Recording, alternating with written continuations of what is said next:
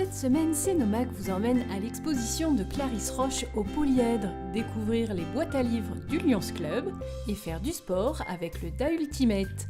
Asseyez-vous bien, vous regardez Cénomag.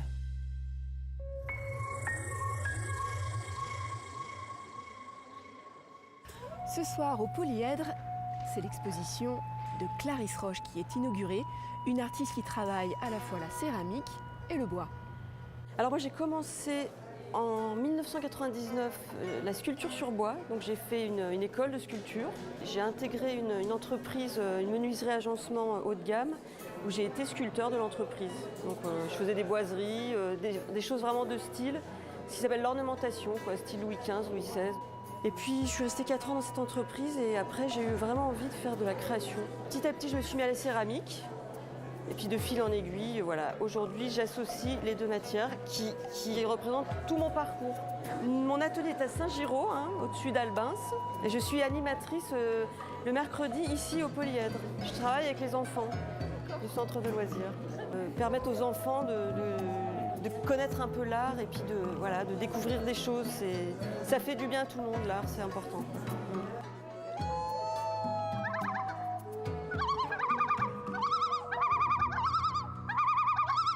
Est-ce que vous vous souvenez de l'exposition Tessel en Selle qui a eu lieu il y a quelques mois au Polyèdre? Une magnifique mosaïque avait été créée pour l'occasion. Elle va bientôt être inaugurée également. Dans le cadre de cette exposition, avait été mis en place un joli projet qui était de réaliser une œuvre collective qui était un petit peu ce qui restait un petit peu de ce moment partagé, à la fois avec les mosaïstes qui ont exposé, à la fois bien sûr avec l'association, à la fois également avec tout le public qui a participé, etc. Et le résultat, vous le voyez.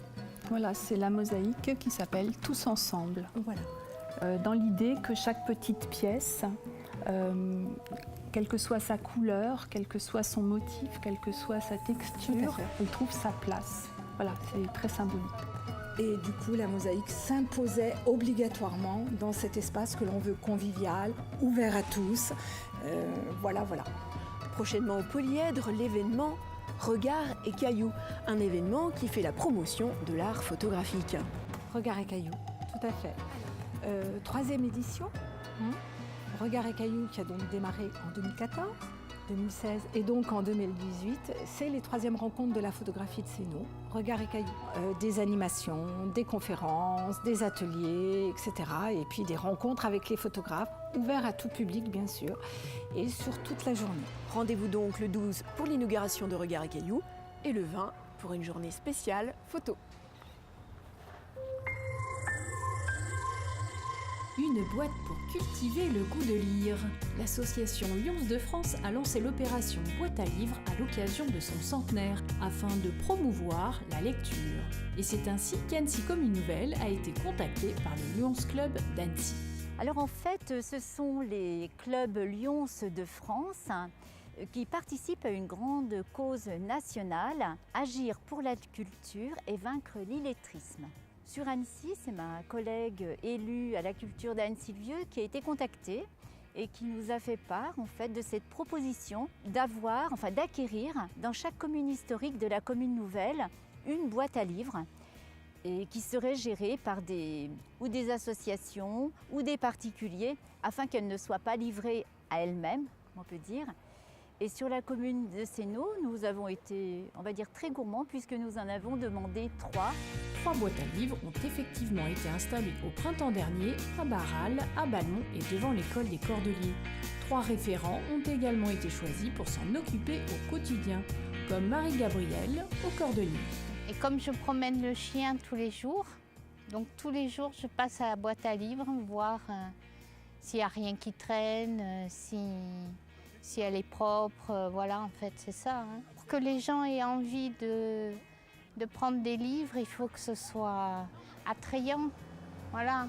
Donc je bouge les livres pour que ce ne soient pas toujours les mêmes titres qui soient en apparence. Et puis voilà, il y a les livres pour enfants qui sont au-dessous et puis les livres pour adultes qui sont en haut. Je trouve que c'est une bonne idée, un bon système pour les enfants, pour les parents. Ça permet de faire un échange entre livres et puis ça permet d'éviter d'en acheter aussi. L'intérêt, c'est de pouvoir donner une seconde vie à nos livres, hein, parce que souvent ils s'entassent à la maison, on ne sait pas quoi en faire, on ne veut pas les jeter, on les a lus, donc finalement c'est bien. On les met dans la boîte et on se dit bon, que d'autres vont en profiter. Vous en avez amené, vous, des livres? Oui, on en a amené plein. Puis on en a récupéré, on a échangé. Ils sont déjà partis, les nôtres. Oui, ils sont déjà partis. Ça tourne un petit peu, ça revient aussi Non, enfin moi je n'ai pas vu. Non, ça revient, les enfants? Non, ça revient pas. Il y en a qui se les gardent pour eux. Voilà, et puis après ça permet d'en apporter aussi, de renouveler. À Balmont, c'est l'association LASCAB qui s'en occupe et la boîte a été placée devant l'église. Celle-ci fonctionne aussi très bien, peut-être parce que la médiathèque est très loin de ce quartier. Parce que l'accès aussi est peut-être plus facile pour certaines personnes que les bibliothèques. Parce que les bibliothèques, il y a des heures d'ouverture, de fermeture, des cartes, des délais. Alors que si les mamans n'ont pas forcément le temps de faire tout ça, là c'est plus simple quand même. Dans le quartier de Barral, c'est plus compliqué. Les livres ne reviennent pas. C'est l'association La Cartablerie qui a été choisie pour s'en occuper. Et Stéphanie, la présidente, n'a pas dit son dernier mot. Alors moi je sais que mes enfants le font, certaines des familles que je connais le font, mais j'aimerais bien que ça fasse plus. Alors, du coup je vais peut-être demander à M. Châtelain qu'il mette un mot dans les cahiers pour que justement que les gens prennent vraiment plaisir à déposer un livre et en remettre un autre à la place. Vous ne savez pas quoi faire de vos livres? Venez les déposer dans l'une des 3 boîtes à livres et repartez avec un nouveau livre. De nombreuses familles l'ont déjà adopté, alors pourquoi pas vous? Un cadre champêtre pour pratiquer un sport ludique, l'Ultimate Frisbee. Savez-vous que le DA Ultimate, le club d'Ultimate Frisbee d'Annecy-Sénot, est le seul en Haute-Savoie? Ce club existe depuis 2010, compte une 50aine de licenciés et commence à ramener de beaux résultats. On a un noyau dur qui s'est constitué là depuis 4-5 ans, qui est très performant. Donc on est en National 2 pour le championnat indoor en salle. Donc l'année dernière on était en 3e division, on a remporté le titre. Donc cette année on va être dans l'élite des 40 meilleurs clubs de France. Et à l'extérieur, en outdoor, on a une équipe en National 3. Et après, on a d'autres équipes qui jouent dans les divisions régionales inférieures, qui sont pour la plupart composées de débutants, qui ensuite, au fur et à mesure de leur progrès, vont intégrer l'équipe. C'est bien tout ça, mais comment on pratique l'Ultimate? Alors l'Ultimate Frisbee, c'est un sport en équipe. Donc on peut jouer en intérieur, indoor, en extérieur, outdoor ou sur plage. C'est un sport qui est mixte. On joue avec un frisbee. C'est un sport de gagne-terrain, ça veut dire que le but est d'aller de marquer dans la zone adverse en fait. Et version ado, ça donne quoi? C'est un jeu de 5 ou 7 joueurs. Et en fait, tu as un frisbee et donc tu te lances avec un de tes coéquipiers et qu'il y a une zone de l'autre côté du terrain. Il faut que tu sois dedans avec le frisbee pour marquer un point. Après, l'autre équipe doit essayer d'attraper le frisbee, de taper le frisbee pour qu'il tombe par terre ou d'attraper le frisbee. Et ben voilà, on a tout compris, merci Noën. Marie et Cho ont ouvert cette année une section jeune. Dès 11 ans, on peut venir pratiquer l'Ultimate Frisbee, ici sur le terrain annexe de foot Max Descartes, et l'hiver en gymnase.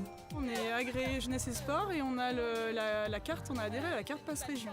Donc pour une réduction de 30 € si je ne me trompe pas, pour les lycéens, donc à partir de 16 ans. Bon c'était bien là. Ouais. On commence à marquer des beaux points, bien se faire des passes. Ce qu'on verra la semaine prochaine, c'est comment bien se démarquer. Ouais.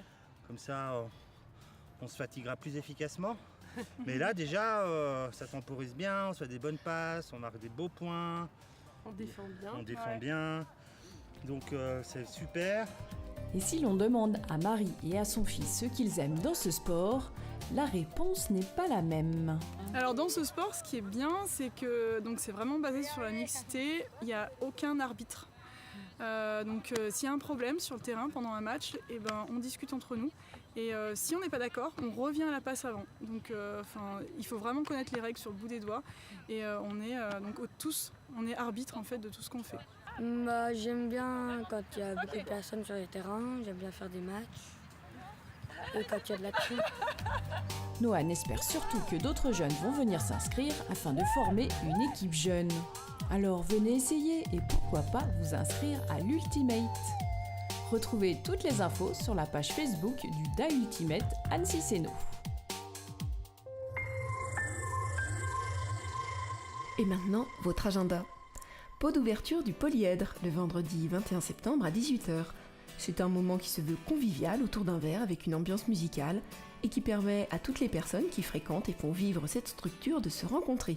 L'association Croque-Danse sera au théâtre du Polyèdre le 28 septembre pour un bal folk. Le Polyèdre propose de nouveaux stages, de la gym et de l'éveil musical pour les tout-petits et leurs parents.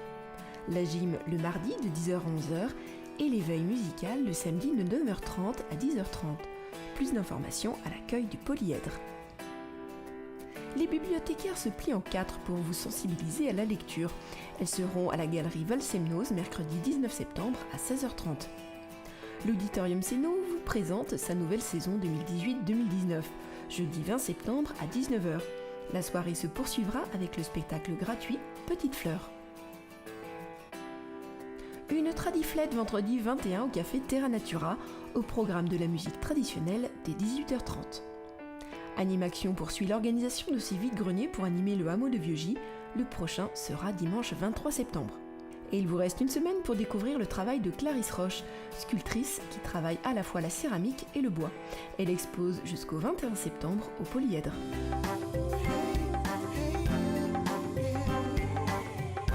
N'hésitez pas à vous abonner sur notre page Facebook ou encore sur notre chaîne YouTube.